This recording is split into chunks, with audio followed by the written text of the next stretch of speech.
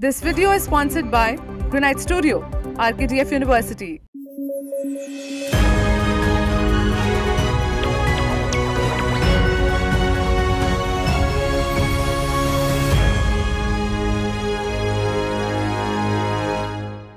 Good morning, I'm Vidusha Agarwal and you're watching News Flash. Today is the 3rd of May and we have a lineup of crucial stories touching every corner of the globe, from the latest developments in politics to groundbreaking advancements in technology.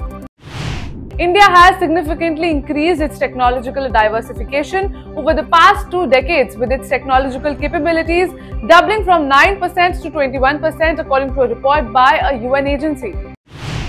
A corporation controlled by a powerful Egyptian billionaire and supporter of President Abdel Fattah el-Sisi is reportedly profiting almost $2 million every day from Palestinians escaping Israel's assault on Gaza. Taiwan's defense ministry on Thursday said that China had carried out a joint combat readiness patrol near the island for the second time in a week. The US has accused Russia of violating the global ban on chemical weapons by using the choking agent chloropicrine against Ukrainian troops and deploying riot control agents as a method of warfare in Ukraine. US President Joe Biden stirred major headlines after he accused Asian economic giants like China, Japan and India of having xenophobic policies towards immigrants. Now, the American commander-in-chief reasoned that their xenophobia is a part of the reason why the economies of these nations are stalling. Sanctions against a number of American and British individuals and organizations for aiding Israel in its conflict with the Palestinian organization Hamas were announced by Iran. Now, Israel's worst adversary in the region, the Islamic Republic of Iran, revealed that the retaliatory measures in a statement released by its foreign ministry.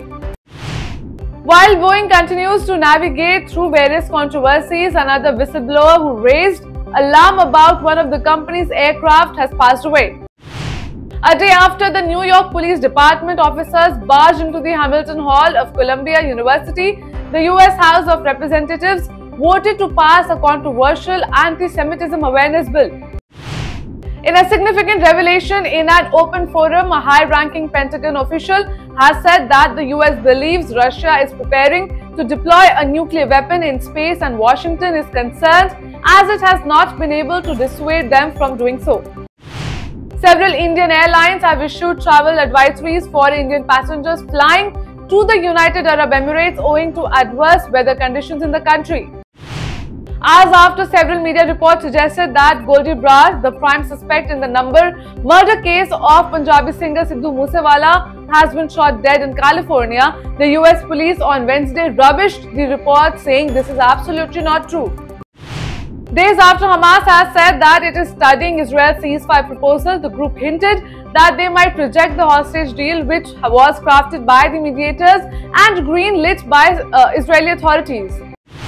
Efforts to maintain objective and independent monitoring of UN Security Council sanctions on North Korea have been emphasized by South Korea, the United States, Japan and 47 other countries amid escalating tensions in the Korean Peninsula. India reiterates support for a two-state solution for Palestinians at the UN, emphasizing Palestinian rights and Israel's security needs. It is time for a break now. We'll be back with more news. Stay tuned. खानदानी लुटेरों की कोशिश होगी बेकार, फिर एक बार मोदी सरकार। शिक्षा देश का गौरव है और RKTF यूनिवर्सिटी शिक्षा का उद्यम है। RKTF में सवारे अपना भविष्य। PhD, MPhil करे अपने पसंदीदा विषय में। सर्टिफिकेट डिप्लोमा के 74 courses. RKTF university. The ministry offices in Luton's Delhi, Hotel Janapath, as well as airport terminals. Granite Studio India, with its prestigious brands, rich experience, and the trust of our clients, can be your reliable partner. We are here for you, for innovating, processing, supplying, and executing in stone. Contact us today for our special sample kit. Hundreds of police officers armed with batons and shields have stormed the University of California, Los Angeles in an attempt to disperse a pro-Palestinian demonstration camp that was attacked less than 24 hours earlier by supporters of Israel. Artifacts looted from the Asante Kingdom returns to Ghana after 150 years, displayed at Manhaya Palace Museum in Kumasi. Israel's President Isaac Herzog slammed US universities for the campus unrest surrounding Israel's conflict in Gaza, alleging that these institutions were contaminated by hatred and anti-Semitism. Twin explosions in Pakistan's Balochistan province resulted in 1 fatality and 20 injuries, according to police sources. Now, the first explosion occurred when a coal-loaded vehicle collided with a landmine in Duki district, followed by a second explosion triggered by a remote control device when people gathered at the location. India emphasized the need for a balance between freedom of expression, responsibility and public safety amidst protests against Israeli military operations in Gaza at prominent universities across the US. India's Ministry of External Affairs criticized the US Commission on International Religious Freedom on Thursday, accusing it of consistently spreading propaganda about India as part of its annual report. Hitting out at the opposition parties for not attending the historic Pran Pratishtha ceremony at the Ram Mandir in Ayodhya, Union Home Minister Amit Shah claimed that their decision has hurt religious sentiments across the country.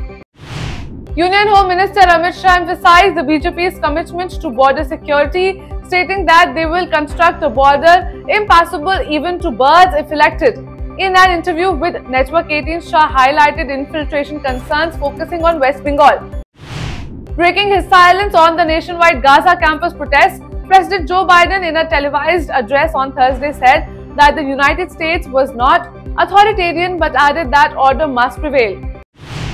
Stanford University officials have reported a photo of an individual wearing a Hamas headband on campus to US security agencies as they grapple with pro-Palestinian protests on college campuses nationwide.